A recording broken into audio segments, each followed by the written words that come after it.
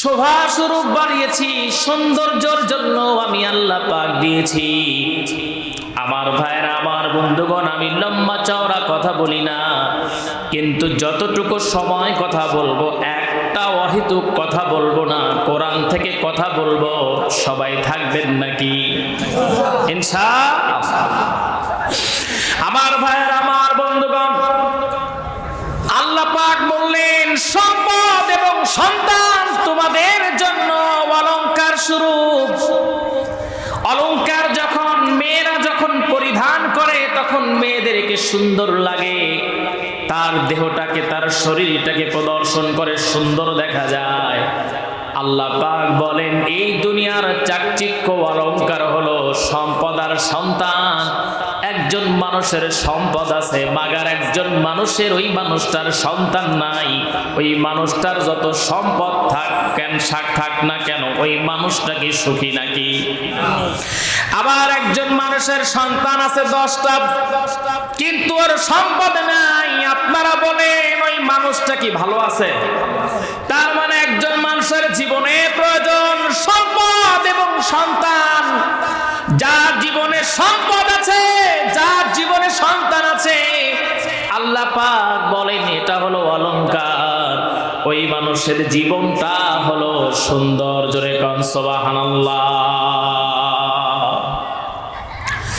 আমার ভাইরা, আমার বন্ধুগণ, আল্লাহ পাক সূরা কাহফের 46 নম্বর আয়াতের মধ্যে এই কথা বললেন, সম্পদ এবং সন্তান তোমাদের জন্য অলংকার।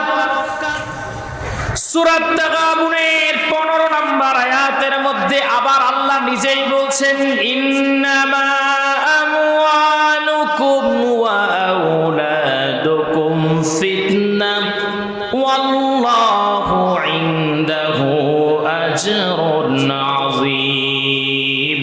সবাই বলি আল্লাহু আকবার। আল্লাহ পাক বলছেন সম্পদ এবং সন্তান হলো তোমাদের জন্য ফিতনা। এক জায়গায় আল্লাহ বললেন এগুলো তোমার জন্য অলংকার।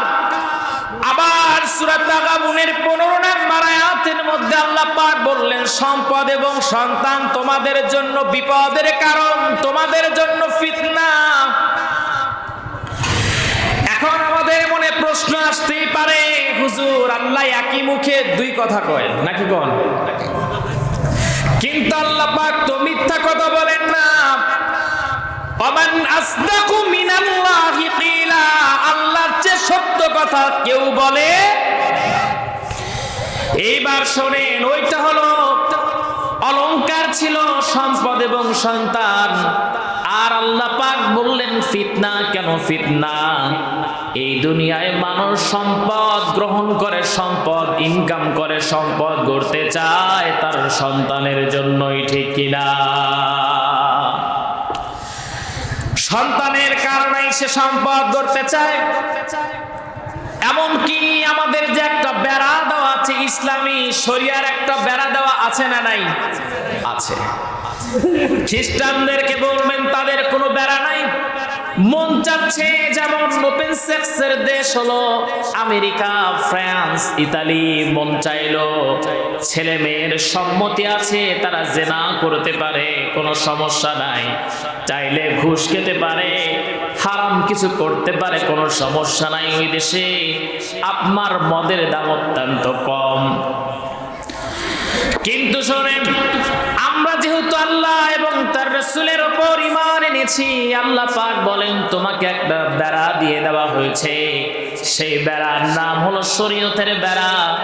এই বেড়াকে অবার করা যাবে না। তার মানে সম্পদের ভবিষ্যতের কথা চিন্তা করে কখনো আমরা শরীয়তের বেড়াকে অবার করে হারাম ইনকাম করব না। সবাই বলেন আদেশটা কার? সবাই বলেন কার? এই আদেশটা ছিল আল্লাহর। কিন্তু আমার ভাইরা, আমার বন্ধুগণ, দুনিয়ায় কিন্তু মানুষ অন্যায় করে, হারাম খায়, ঘুষ খায়, সুদ খায়। চিন্তা করে আমার সন্তান আছে, আমি যদি মারা যাই আমার সন্তানের ভবিষ্যৎটা কেমন হবে, এই চিন্তা করে ওই লোকটা হারাম পথে ইনকাম করে। আল্লাহ পাক পবিত্র কালামুল্লাহ শরীফের মধ্যে সেটা বলছেন, ফাআম্মা মান তাগা,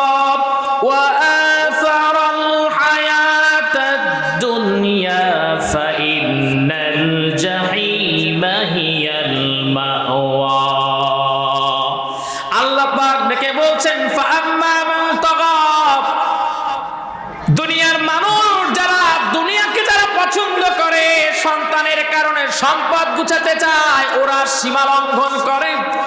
আমি যে একটা নির্দিষ্ট দেয়াল দিয়েছি, এই দেয়ালকে ওভার করে, সীমা লঙ্ঘন করে, সীমাকে অতিক্রম করে তারা সুদ খায়, ঘুষ খায়, হারাম ইনকাম করে একমাত্র সন্তানের জন্য, পরিবারকে ভালো রাখবে এই জন্য। আল্লাহ পাক বলেন শোনো, যারা এই দুনিয়ার জীবনকে যারা ভালোবেসে সীমা লঙ্ঘন করে, যারা হারাম ইনকাম করে, আল্লাহ পাক বলেন আল্লাযীনা ইয়াস্তাহিব্বুনাল হায়াতাদ দুনিয়া আলাল আখিরাতি ওয়া ইয়াসুদ্দুনা আন সাবিলিল্লাহ ওয়া ইয়াবগুনাহা ইওয়াজান উলাইকা ফি দালালিন বাঈদ।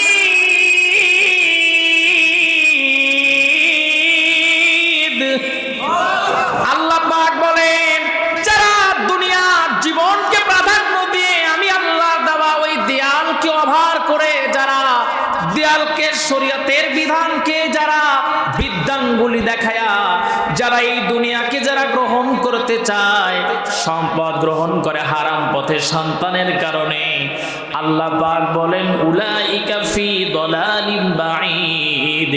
আল্লাহ পাক বলেন ওই মানুষগুলো ভ্রান্তর মধ্যে, ভুলের মধ্যে, ভুল রাস্তার মধ্যে রয়ে গেছে। নাউজুবিল্লাহ কইবেন না? তার মানে দুনিয়ার জীবনকে আমরা যতই প্রাধান্য দিয়ে দুনিয়াকে ইনকাম করতে যাচ্ছি, ততই আমরা ভুলের মধ্যে ঢুকে যাচ্ছি, ঠিক কিনা? এই অবস্থায় যদি আমার আপনার মৃত্যু হয়ে যায়, আমার ভাইরা, আমার বন্ধুগণ, এই অবস্থায় যদি আমার আপনার মৃত্যু হয়ে যায় ভুল রাস্তায় থাকার মধ্যে, আমার আপনার যদি মৃত্যু হয়ে যায়, সবাই আওয়াজ দিয়ে বলেন আমাদের কি বাঁচার উপায় আছে নাকি? আল্লাহ পাক বলেন শোনো, এই পার্থিব জীবনকে গ্রহণ করা যাবে না। যারা গ্রহণ করবে, ভুল রাস্তার মধ্যে যারা থাকবে, ফাইন্নাল জাহিমা হিয়াল মাওয়া, আমি আল্লাহ পাক তাদের জন্য জাহান্নাম তাদের জন্য রেখে দিয়েছি। নাউজুবিল্লাহ। আমার ভাইরা, আমার বন্ধুগণ, আবার আল্লাহ পাক বলছেন একই আয়াতের মধ্যে, আল্লাহ পাক বলেন শোনো, কিন্তু দুনিয়ার মানুষ আছে যারা দুনিয়াকে প্রাধান্য দেয় না, তারা কি কাজ করে? ওয়া আম্মা মান খাফা মাকাম রাব্বিহি ওয়া নাহান নাফসা আনিল হাওয়া ওয়া আম্মা মান খাফা মাকাম রাব্বিহি ওয়া নাহান নাফসা আনিল হাওয়া ফাইন্নাল জান্নাতা হিয়াল মাওয়া। আল্লাহ পাক বলেন শোনো গোলাম, যদি তুমি আমার সামনে দাঁড়ানোকে যেই বান্দা ভয় করে, দুনিয়ার জীবনকে তারা প্রাধান্য দেয় না, আমি আল্লাহর সামনে দাঁড়াতে হবে ভয় করে, আমি আল্লাহ পাক ওর জন্য একটা জান্নাতি রেখে দিয়েছি। সেই জান্নাতের নাম হলো জান্নাতে মাওয়া। আল্লাহু আকবার। আপনাদের কষ্ট হচ্ছে ভাই? আমি তো আলোচনা স্টার্ট করতেছি মাত্র, সামনে আলোচনা করব ইনশাআল্লাহ। তার মানে আল্লাহ পাক এই আয়াতগুলোর মধ্যে দুইজন মানুষের কথা বললেন যারা সীমা লঙ্ঘন করে, আল্লাহরে ভয় করে না, তারা দুনিয়ার জীবনকে প্রাধান্য দেয়। আল্লাহ পাক বলেন তারা ভুলের মধ্যে রয়ে গেছে। একই অফিসে দুইজন চাকরি করে, দুইজন ব্যক্তি একই পোস্টে চাকরি করে, এই দুইজন মানুষের মধ্যে একজনের বিল্ডিং 10 তলা আর আরেকজন মানুষ টিনের বাড়িতে থাকে। কোন রকম মাস গেলে ধার দেনা করেও চলতে হয়, আর আরেকজন মানুষ 10 তলা পর্যন্ত বিল্ডিং করে ফেলেছে। আমি আমার দেখা একজন লোকের কথা বলছি, আমার নিকটতম আত্মীয়, তিনি কর্ম কমিশনে জব করেন। আমি একদিন ডেকে বললেন শোনেন, আপনি যদি হারাম যদি ইনকাম করেন বছরে কত টাকা ইনকাম করতে পারবেন? লোকটা ডেকে বলল শোনো, আমি যদি ইনকাম করি সর্বনিম্ন বছরে 1 কোটি টাকা ইনকাম করতে পারবো।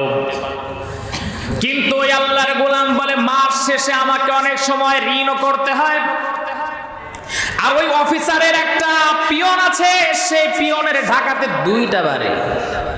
পিয়নের কয় বাড়ি? 2 বাড়ি। কাকতালীয় ভাবে ওই 2জন মানুষের বাড়ি হলো সাজাদপুর। একদিন আমাকে বলতেছে যে আমি গ্রামে গেছি, আর আমারে কইতেছে যে আমার যে পিয়ন, ওই পিয়নকে উদ্দেশ্য করেই বলতেছে, মানে আমাকে বলছে যে স্যার আপনি কি অমুক স্যার চেনেন? মনে মনে কইলাম ওর স্যার হইলো কেমন, ও তো আমার পিয়ন। কথা বোঝা যায়? আমার ভাইয়ের, আমার বন্ধুগণ, আল্লাহ পাক বলেন শোন, যারা আমাকে ভয় না করে, যারা দুনিয়াকে যারা প্রাধান্য দেয়, তাদের জন্য জাহান্নাম রেখেছি।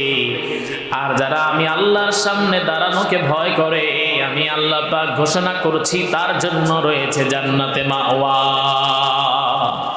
আমার ভাইয়ের, আমার বন্ধুগণ, এখন অনেকেই বলতে পারেন হুজুর তার মানে কি আমি ইনকাম করব না, টাকা গুছাবো না? কেন গুছাবেন না? গুছাবেন। আল্লাহ পাক বলেন সম্পদ এগুলো তোমার জন্য হলো পরীক্ষা। আল্লাযী খালাকাল মাউতা ওয়াল হায়াতা লিয়াবলুয়াকুম আইয়ুকুম আহসানু আমালান ওয়া হুয়াল আজিজুল গফুর। আল্লাহ পাক বলেন মৃত্যু এবং জীবন, এই যে আমি দুইটার মাঝামাঝি সময় তোমাকে আমি আল্লাহ পাক দিয়েছি, তার মাঝখানে তোমাকে আমি আল্লাহ পাক পরীক্ষা নিব। এখানে কে কত উত্তম কাজ করে আমার সামনে এসে দাঁড়াবে।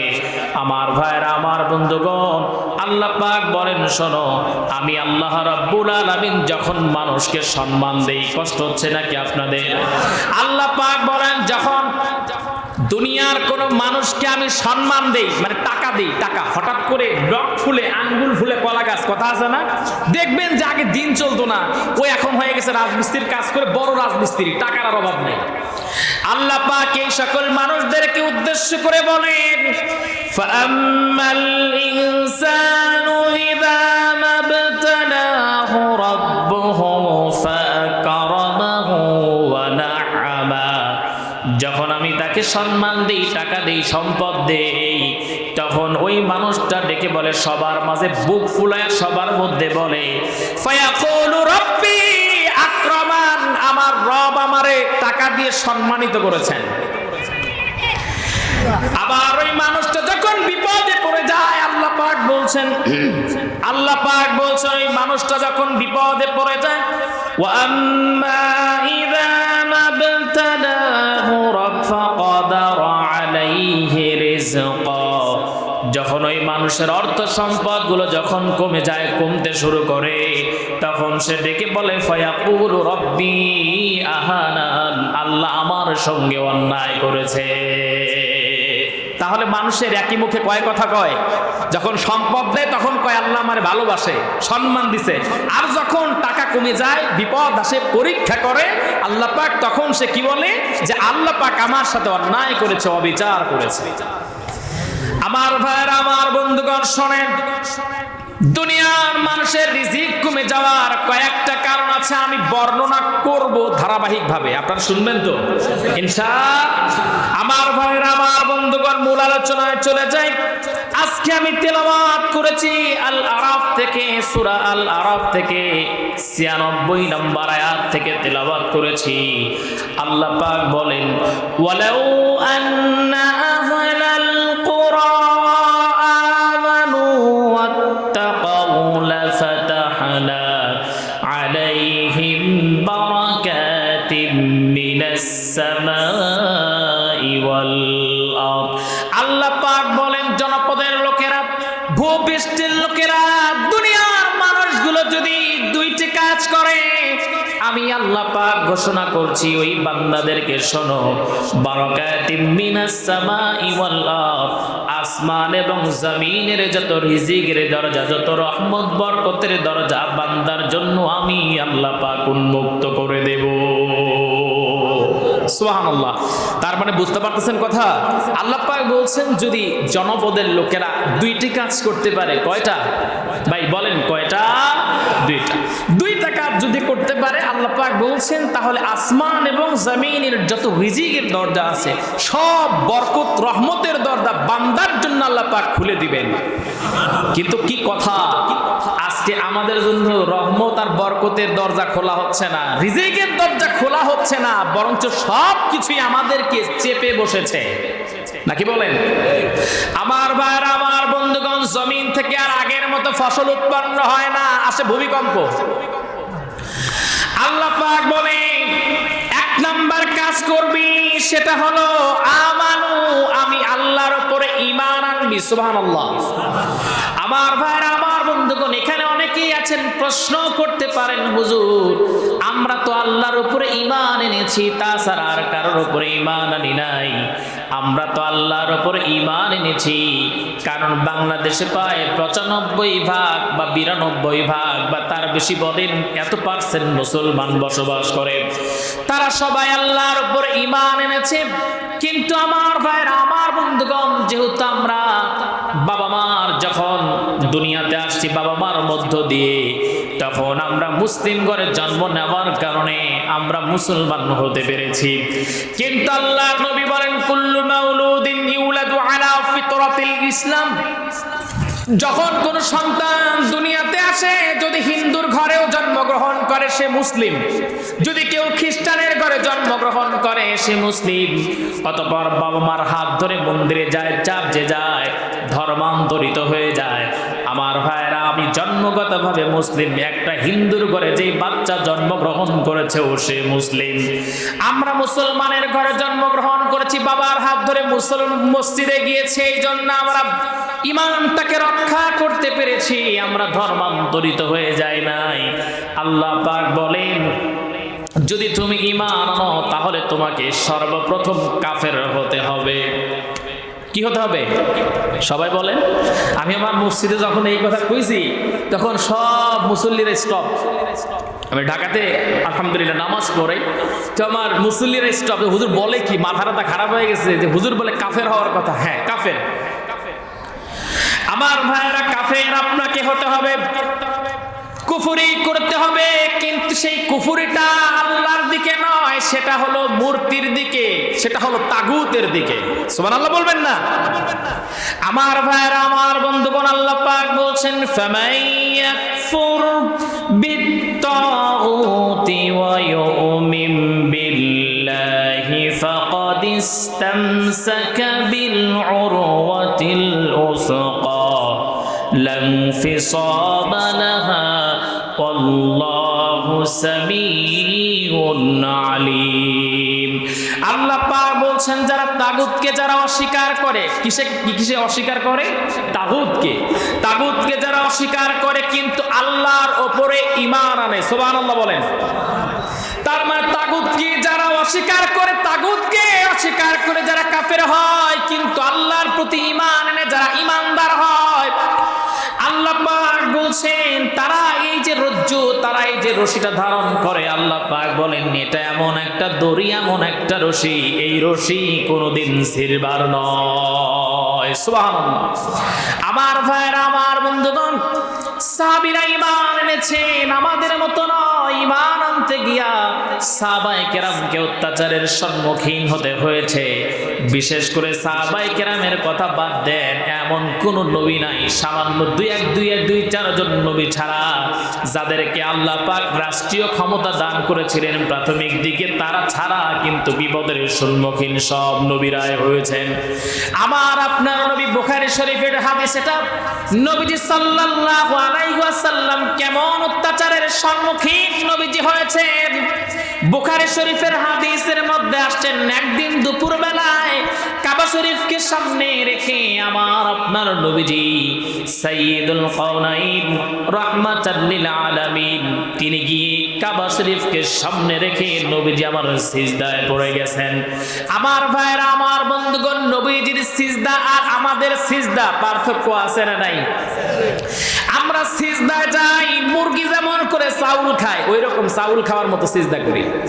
আর নবীজি সিজদা করেছেন, নবীজি যখন সিজদায় পড়ে গেছেন, হযরত আয়েশা বলেন মাঝে মাঝে মনে হতো আল্লাহর নবী সিজদায় চলে গেছেন, আল্লাহর নবী জীবিত আছেন নাকি মৃত্যু বরণ করেছেন। আমার মনে যখন সন্দেহ হতো, আমি তখন আমার নবীজির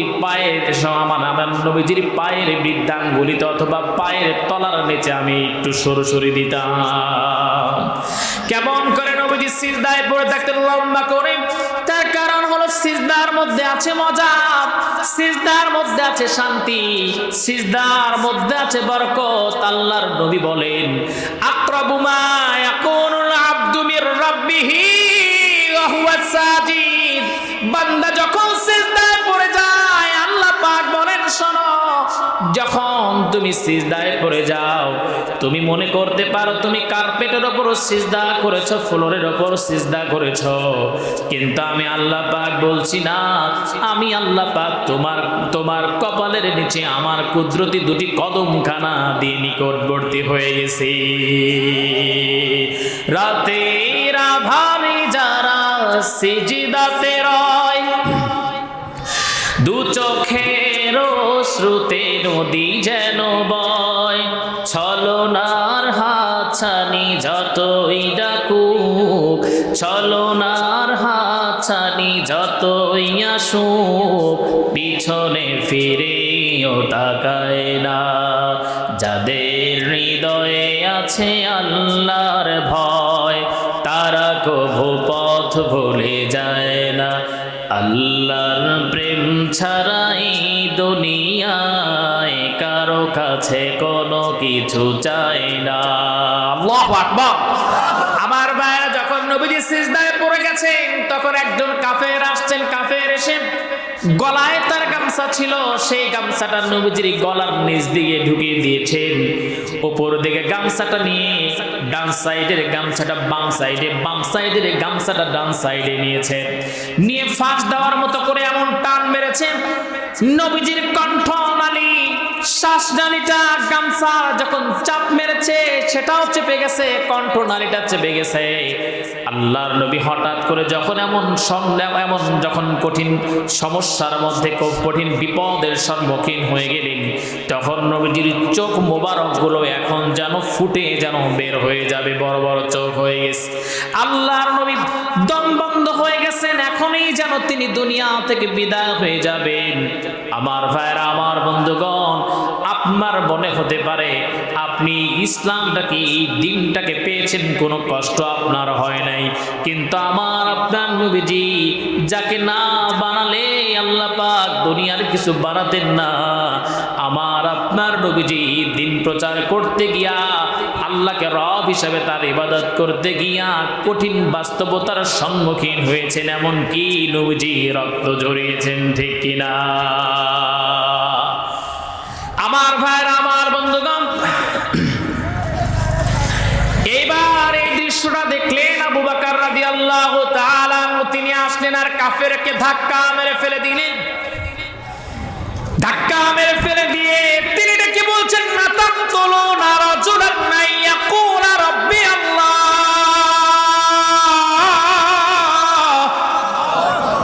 এই মানুষটা বলেছে আমার রব আল্লাহ, এই জন্য তোমরা তারে মেরে ফেলবা নাকি? আমার ভাইরা, আমার বন্ধুগণ, এমন বাস্তবতা, এমন কঠিন সমস্যার সম্মুখীন, অত্যাচারের সম্মুখীন আমার আপনার নবীজি হয়ে গেছে। সাহাবায়ে কেরামেরা যখন ঈমান এনে ফেলতেন, সাহাবায়ে কেরামকে অত্যাচারের স্টিমুলার তাদের উপর চালিয়ে দেওয়া হতো। একজন সাহাবী, তখন তিনি মুসলমান হন নাই, একদিন তিনি ফলো করতে লাগলেন। ফলো করতে করতে সবার চরিত্রকে তিনি খুঁজতে খুঁজতে একজনের চরিত্রে তিনি মুগ্ধ হয়ে গেলেন। তিনি আর কেউ নন, আমার আপনার নবীজি সাইয়্যিদুল কাউনাইন রাহমাতাল লিল আলামিন। তার চরিত্রে মুগ্ধ হয়ে গেলেন। আল্লাহর এই গোলাম, তিনি চাচার কাছে লালন পালন হচ্ছিলেন, লালিত পালিত হচ্ছিলেন। চাচার সঙ্গে খাবার খেতে বসে চাচাকে ডেকে বলছেন, চাচা, আপনার কি মনে হয় আরবের মধ্যে সবচেয়ে সুদর্শন সুন্দর মানুষ এবং তার চরিত্র আখলাক সুন্দর, এমন একজন মানুষের নাম যদি একটু আপনি বলতেন? এই কথা বলা মাত্রই চাচা ডেকে বলছে, ভাতিজা, যদিও তাকে আমরা পছন্দ করি না, কিন্তু সত্যি কথা যদি বলি, তাহলে এই মানুষটার মতো সুন্দর মানুষ আর হতে পারে না। সে আমার জানা মতে আব্দুল্লাহর ছেলে মুহাম্মদ বিন আব্দুল্লাহ। ইন্নুয়া খোকা বরনা কই नुसरफ ही नहीं है सरतार तुम्हारा रुपए ज़ैबा नजरा या रब दिखा दिया दिखी शब जलवाए हदी या रब दिखा दिया रब दिखा दिया दिखी शब जलवाए हदी एक बार को अता हो एक बार को अता हो ज़ियारत रसूल की आहा जन्नत में लेके जाएगी चाहत रसूल की সবাই বলি আল্লাহু আকবার আমার ভাইরা আমার বন্ধুগণ সঙ্গে সঙ্গে ভাতিজাকে যখন চাচা এই কথা বললেন তখন চাচাকে ডেকে বলছেন চাচা তাহলে সে সত্যবাদী আলামিন কেন তার ধর্মকে আমরা মেনে নিচ্ছি না এই কথা বলা মাত্রই সঙ্গে সঙ্গে চাচা ডেকে বলছেন কারণ আমাদের বাপ দাদার ধর্মের মুখে চুনকালি পড়ে যাবে এই কথা বলা মাত্রই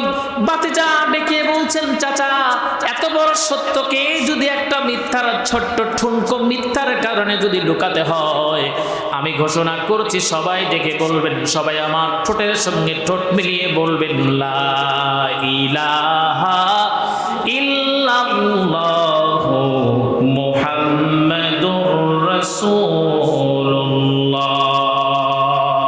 আমার ভাইরা আমার বন্ধুগণ ঈমান এনে ফেললেন চাচা এবার রাগান্বিত স্বরে ডেকে বলছে ভাতিজা আমার বাড়িতে থাকো আমার বাড়িতে খাও আর আমার কথাকে তুমি ডিনাই করে ফেলো এটা আমি কোনোদিনও মেনে নিতে পারবো না ও আমার ভাতিজা তোমার সঙ্গে সেকেন্ড কোনো কথা আমার নাই